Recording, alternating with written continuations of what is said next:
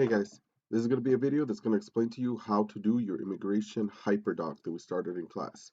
All right, so let's open up the notes and let's open up the schoolwork week so we can find the hyperdoc itself. All right, so the notes are going to be notes number 5, which are immigration notes. All right, and we're going to cover several topics like the first immigrants that came here, why they came here, how did our country feel about immigration in the beginning, how they got here, what it felt like when they got here, the reaction of people who lived here versus immigrants back then. This big push called the Americanization movement, where they wanted Americans to, where they wanted immigrants to be more American, and then the laws eventually that were passed for immigration. So we're going to cover that in this week, and you're going to be working on your Hyperdoc. Now, your Hyperdoc is here as Monday's homework. This will be the only assignment for the entire week. So it's due Friday night by 10 p.m. Link to my website under your period. All right, first thing you're going to do is you're going to open up the immigration Hyperdoc, which is going to be this right here. Then you're going to go and make a copy of it like we've done many times before. Make sure you name it first name, last name, period being very important, and then immigration Hyperdoc. You have to share with me. Now, the majority of you will be doing this during class, so you won't have an issue, but there's a part of the immigration Hyperdoc that you will be doing that if you don't share it with me, even though you do the work, I won't be able to see it when I grade it, and therefore you're going to get a 0 for that part. So make sure you share it with me. You do not have to make it anyone with a link. Just share it with me and you'll be fine. All right, so let's go into the immigration Hyperdoc itself. All right, so here's the how-to video, just in case you want to watch this video that I'm recording right now. You just click on here and it'll show it to you. First thing you're going to do is the word web. All right, so this word right here, immigration. You've heard immigration many times before in your life. So what I want you to do is highlight the word and then hit plus over here. And then I want you to write any type of wordage, words, phrases, anything you've heard at all that has to do with immigration here. I want a long list of things of what you think about immigration, both good or bad. Whatever it is that comes to mind, put it on there. So it should be one box, but with a long list, either words or phrases. Next thing is you're going to do an image analysis. And it says do talking to the text to the images. Now, as I told you before, talking to the text is about getting information out. Writing comments to get information out. Normally you would do that on something written, but you could do that also on images. So I want you to go here and I want you to take out the information from this one. All right, image 1 is immigration during the early part of the industrialization era. So this is during the era that we're going to be covering in notes number 5. So what do you see here? What exactly are they saying in this political cartoon about immigration? What I want you to do is I want you to write 5 full sentence comments right here about what you see here. All right, so this is early immigration, 5 comments there. The next one is more about the current era of immigration and how they see immigration today. So look at it and analyze it, T4 it, look for comments that you could write. And I want 5 comments of full sentence comments from this picture. So you're going to get 5 from the one from the 1800s immigration and the way immigration was viewed back then, and 5 from the immigration of today. After you've done the 10 T4 comments, now you are going to write a 4 to 6 sentence paragraph that's going to basically tell me the similarities and differences. So what do you see from the era of the 1800s immigration that is similar to the era of today? What do you see that's different from the early 1800s to the immigration of today? All right, 4 to 6 sentences, and you can actually type it in right here on your copy. So you can type it in. All right, so next thing you're going to do is you're going to watch a video and you're going to write a 25-word summary. So you click on the video right here. So it's already set up for you. Just click on it, and it's going to take you to the video itself right here.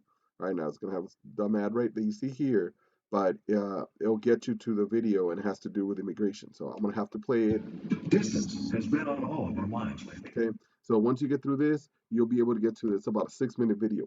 Watch the 6-minute video, and then you write your 25-word summary right here. So you can actually type in right here and write your summary. Make sure it's double spaced, and again, the same as the assignment we had, 23 to 27 words. So it should be 23 to 27 words about the main ideas that you see in the video. So you might have to take some notes down on the video to make it easier for you to write your summary. All right, and lastly, the part of the Hyperdoc that is the most time consuming is you're writing your immigration history essay. All right, so it necessarily doesn't mean that it's the hardest part, because this essay is about you and your family and your immigration history. So you're going to have to probably have some little conversations with your parents or maybe your grandparents, some uncles or aunts, somebody you trust that's going to give you information about what immigration is in your family. So it's going to be a 1 to 2 page essay that you will write about your personal immigration history. This can include you, your parents, your grandparents, whatever you experienced. All right, it will be double space, Times New Roman, 12 font, like normal essays that we write. All right, first paragraph. So you're going to write three paragraphs that equals to 1 or 2 pages. First paragraph is the who, what, when, where, why. All right, this is basically asking who came here, where did they come from, why did they come here, when did they come here. So you got to give me a little bit of history of how your immigration history came. If it was you, then you talk about your life and where you were born and how you came here, when you came here, and so on. If it was your parents, then you talk about them. So this is where you might have to ask them. So you're going to write a paragraph here where you're basically telling me the history of how your family went from one country where they started to this country here. Second paragraph, you're going to be dealing with ethnic communities. Now, in the notes, we're going to talk about that, and we're going to describe what ethnic communities are. Ethnic communities are basic places where the culture of the country you left is still there. All right, and we're going to explain that in class. So you're going to talk about your experiences with ethnic communities, both commercial, which means where you buy stuff, and residential, where you live. So we're going to talk about ethnic communities and how the music that you hear, the food that you smell in these communities, and how they remind you of the culture that maybe you left or your parents left from your home country. All right. And the third paragraph is going to be about the Americanization movement. As more and more immigrants got here, Americans here started to be critical of them and saying basically, you guys don't speak English, you don't eat our food, you're just different. If you guys would just be more American, then we would accept you.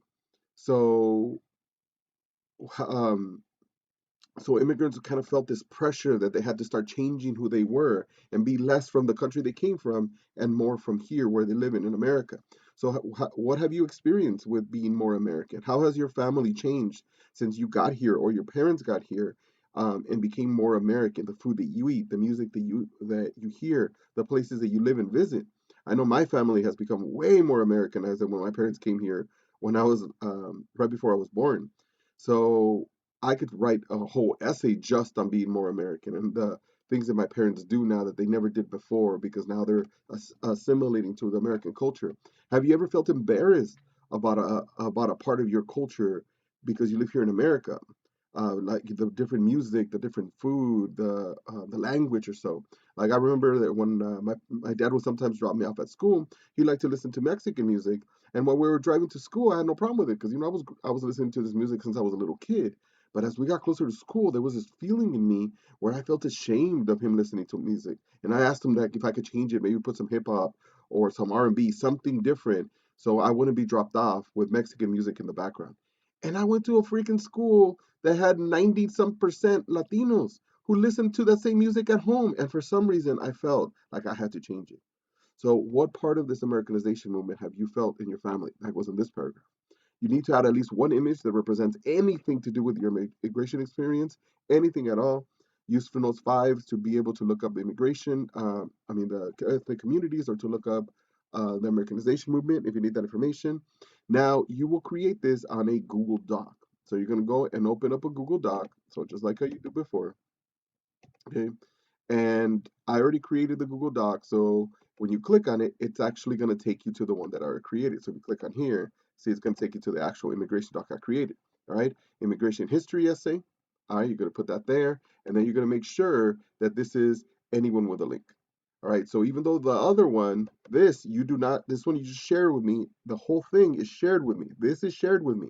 You don't have to make this one with anyone with a link. The immigration essay does have to be anyone with a link. So you just have to go change it and make it anyone with a link, hit done. And then here is where you're going to write your actual immigration history.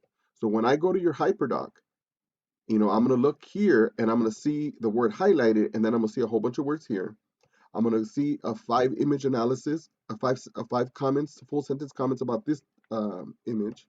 I'm going to see 5 full sentence comments about this image. Then I'm going to see 4 to 6 sentence paragraph telling me the similarities and the differences between the two eras of immigration.